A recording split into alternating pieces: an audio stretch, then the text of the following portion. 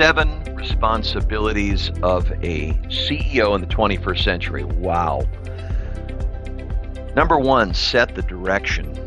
Set the direction. What does that mean, to set the direction?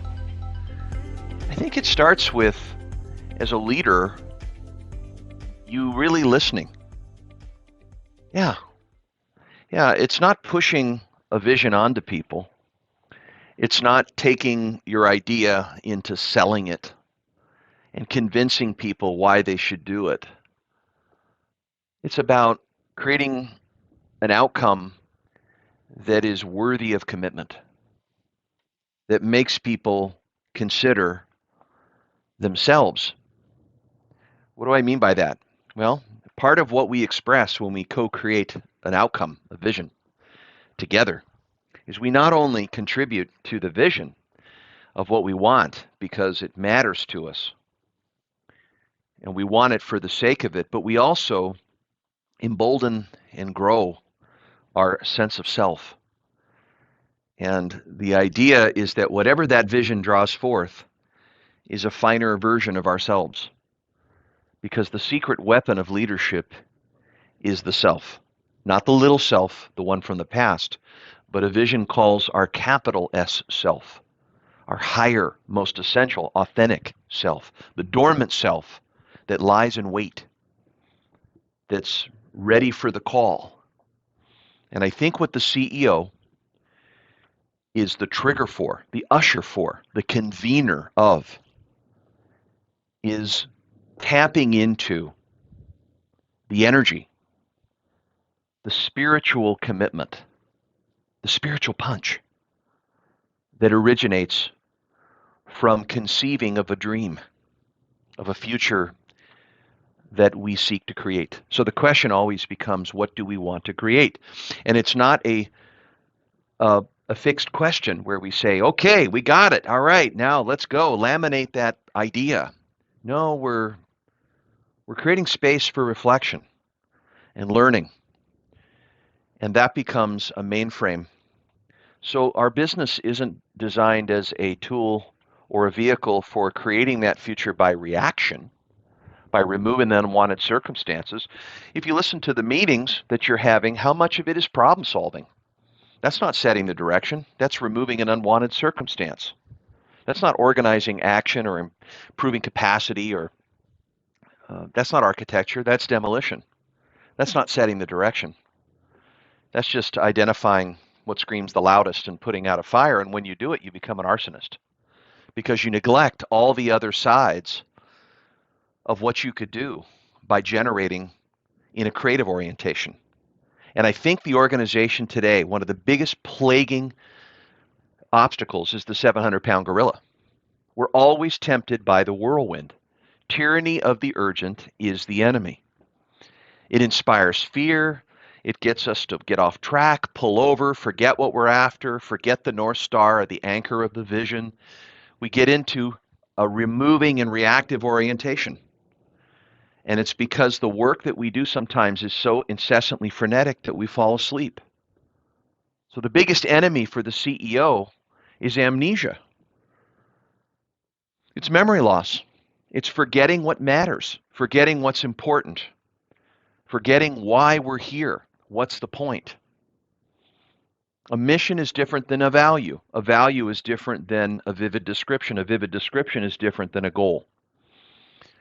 A mission is a reason for being.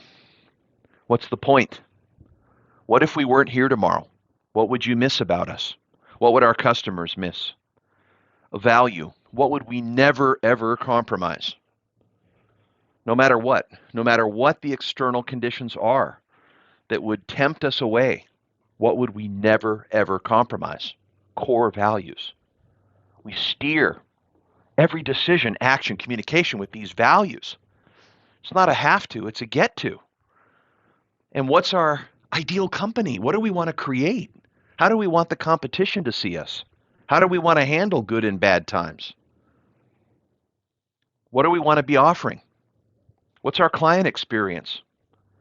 This is all originating from the imagination of what we envision, what we conceive of, not what we discover, but what we really want. Creating starts with love. And the CEO is the hope dealer to access that generative love for the possibility of a vision that we want or we don't want, we choose or we don't choose, and it, whatever it is, if it's impractical, improbable, it doesn't matter. It's what it is. And it's also what it does. But you have to look not only at the future.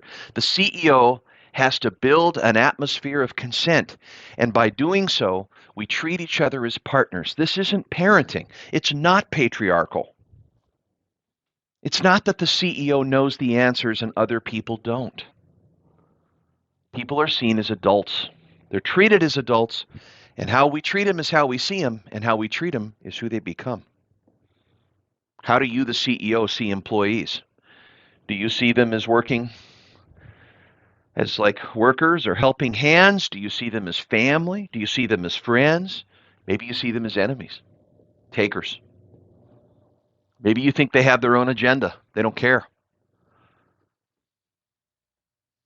If you have diehards or mobilizers on your teams, people that really want the change for the sake of wanting the change, you know in their attitude, you know in their behavior when they're committed and enrolled, and you know when they're incompliant, you know when they're grudgingly compliant about the vision, you know when they're non-compliant or apathetic.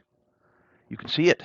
You can see it in their performance, their contributions. You can see it in their habits, the way they talk, walk, the way that they show up, the way that they are on time or not, the way they say please and thank you, and the behavior that conscientious people demonstrate when they really care about something. This quality of leadership, the primary component, the X factor, is what I call GAS, G-A-S, give-a-shitism. And give-a-shitism is the practical application that comes with starting from a place of really giving a shit. Do we make anybody give a shit? No. Do we consider why they might give a shit? Yes. Can they consider their own choice to give a shit? That's the point. Your biggest risk is the refusal of that. So it's okay to have a state of refusal because partners do that. And yet, your CEO abilities to listen, make it safe, listen from the heart, not just the head, tap, hear other ideas, hear what other people would do, not because they know what's best for the organization, but because you've got them thinking for the organization. Yes, your greatest leadership task is to set the direction, but really invite the direction. And how you do that is setting a questing disposition in the hearts and minds of the followers.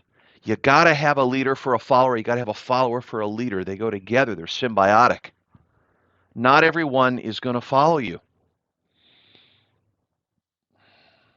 You will have diehards. You'll have climbers. You'll have teachers. You'll have skeptics. You'll have blockers. You'll have all different types. You'll have compliant people. They're good soldiers. But then there's those that just want to be there, and they're going to create relationships, and out of that, they're going to foster a practical and emotional trust because the shared vision that is present, that you keep out front, that you anchor into the conversations. What are we trying to create? Why are we here? What do we stand for? What's the just cause for us being here? Keeping that out front gets us to look at the current reality, the commitment to the truth. Where are we now in relationship to that? Vision is to see. To see is vision. It means visio. The original word is an Italian root, which is to see. What do I see? Well, I see things that aren't real yet, because that's the imagination, but I also see what is real in comparison to that. And if I can teach myself reality, if the team can teach each other reality, if we can be fluent in reality as best we can, relevant to what we're after creating, then we can come up with new responses. But the commitment to the truth is probably your biggest challenge. because it's scary. We might have to change something. We might not like what we hear, but the brutal facts, this is the practice of current reality. It's an acquired taste. It's a taste that's great to acquire because we say things, we speak to with eagerness the way things are, because we're all custodians. We're caring for this creation, much like a mother and a father make a baby. We care for the baby more than ourselves. We're looking after it. We're conscientious about it. We do excellence in every 5 minutes because we care about what we want to create. The vision orients us. That's the beauty of give-a-shitism. So if you want gas, if you want give-a-shitism, it starts with your questions. It starts with curiosity. It starts with compassion to honor differences. And it starts with courage to light the matchstick on a questing disposition in your organization.